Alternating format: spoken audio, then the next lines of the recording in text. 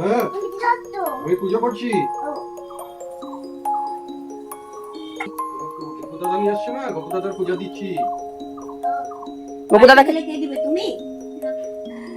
তাহলে কে? গোপু দাদাকে দাদান পুজো দিচ্ছে, এই যে রেডি করাচ্ছে গোপু দাদাকে।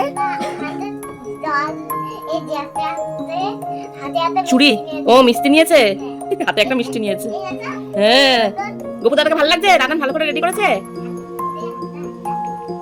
সেইটা আর বলছে না। মামা গোপু দাদাকে কেমন লাগছে বলো? ভালো লাগছে। এবার দাদা এটাকে বসিয়ে দিচ্ছে, গোপু দাদাকে আসনে বসিয়ে দেবে।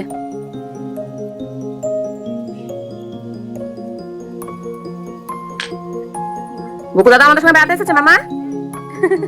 বর্ধমান থেকে গোপু দাদা জলপাইগুড়ি চলে এসেছে।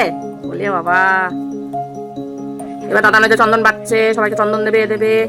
তুমি পুজো দেখছো বসে বসে? আচ্ছা পুজো দেখবে, ঠিক আছে দেখো।